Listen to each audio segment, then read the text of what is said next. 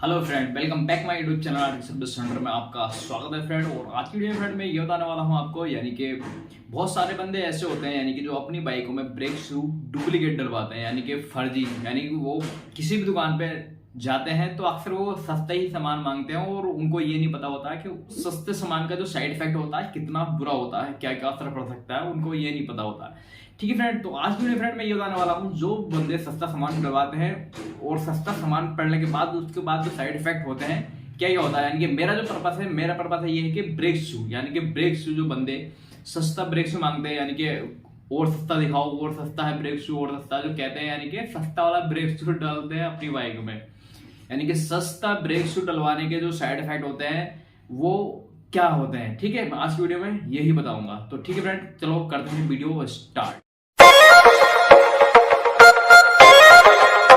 Friend सबसे पहले तो ये बात है कि यानी कि आपको जब कोई भी अपनी बाइक में अगर काम करवाना चाहिए तो उसमें सस्ता सामान, कोई सा भी सस्ता सामान नहीं डलवाना चाहिए, क्योंकि सस्ता सामान अक्सर दुगनी ही प्रॉब्लम देता है। यानी कि जो प्रॉब्लम उसमें होती है उसकी कई गुना ज्यादा बढ़ के प्रॉब्लम सामने आती है सस्ता सामान पड़वाने के बाद।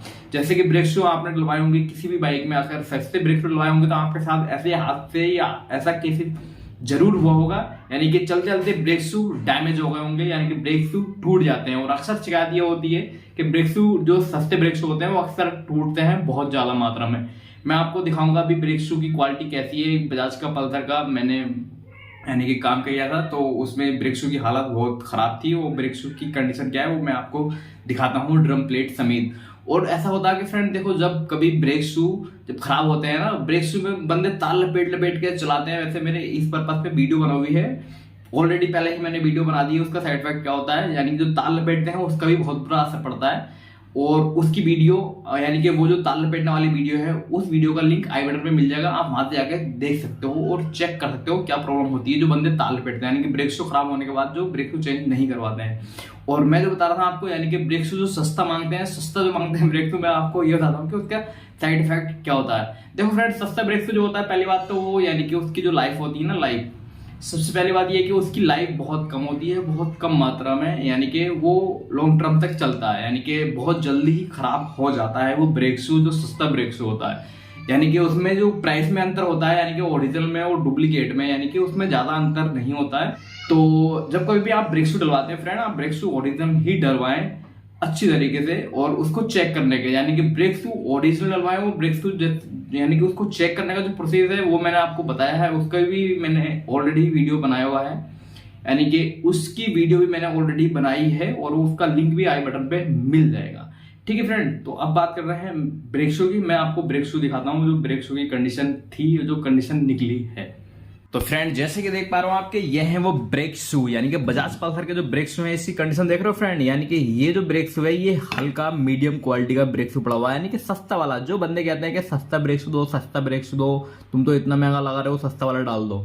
यानी कि सस्ता वाला पड़वाने के साइड इफेक्ट ये होते हैं फ्रेंड, देखो जब कभी भी आप रनिंग करते हो ना तो ब्रेक शू यहाँ से डैमेज होता है, अक्सर यहाँ से डैमेज होता है। दूसरी बात मैंने आपको पहले बताई कि इसकी जो लाइफ होती है ना, लाइफ बहुत कम होती है जो सस्ता ब्रेक शू होता है। यानी कि सस्ता ब्रेक शू की जो ये जो मटेरियल है, यानी कि जो गत्ते का जो मटेरियल होता है, यानी कि इसमें मसाला जो होता है, यानी कि चिपका हुआ जो मसाला होता है, ये बहुत जल्दी घिस जाता है और इतनी जल्दी घिसता है कि उसकी लाइफ बहुत कम होती है और हर सर्विस पे चेंज कराने पड़ते हैं अगर सस्ते ब्रेक शू डलवाते हो जब। यानी कि सस्ता ब्रेक शू जब डलवाते हो तो वो बहुत जल्दी जल्दी चेंज होते हैं और एक बार ओरिजिनल डलवाओगे तो काफी समय तक चलाओगे। और कोई ये जो ऐसा साइड इफेक्ट देख रहे हो आप, यानी कि जो ब्रेक शू टूटा हुआ है, ये ऐसे टूट गया बहुत बुरी तरीके से, फ्रेंड ऐसी भी प्रॉब्लम नहीं होगी उसमें। ऐसे ओरिजिनल की पहचान जो है, देखो फ्रेंड मार्केट में कई तरीके के ब्रेक शू होते हैं, वो मैंने आपको पहले बताया है कि डुप्लीकेट भी होते हैं और ओरिजिनल भी होते हैं।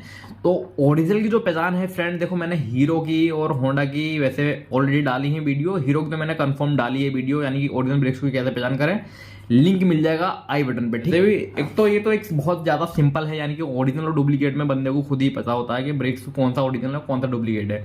ये जो ब्रेक शू है फ्रेंड, ये आरके का ब्रेक शू पड़ रहा है। आरके एक बहुत सस्ती कंपनी, बहुत हल्का कंपनी है, यानी कि बहुत हल्का माल बनाती है ये और सस्ता भी बनाती है, यानी कि वो इसकी सेल्स भी काफ़ी अच्छी होती है, यानी कि बंदे बहुत ज़्यादा यूज़ करते हैं इसको, पर उन्हें ये नहीं पता होता साइड इफेक्ट कितने होते हैं।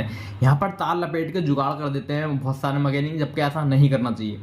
तार लपेटने का साइड इफेक्ट ये होता है, वैसे मैंने ऑलरेडी वीडियो बनाई है और उसका लिंक मिल जाएगा आई बटन में। वैसे मैं एक बार और बता रहा हूँ, यहाँ पर तार लपेटने का जो साइड इफेक्ट होता है वो होता है ब्रेक ड्रम, यानी कि ब्रेक ड्रम खराब हो जाती है। ब्रेक ड्रम बहुत जल्दी खराब हो जाती है क्योंकि वो कट जाती है वहाँ से, और फिर बात को उसमें स्लिप ठुकवाते फिरते हैं बंदे जब परेशान हो गए।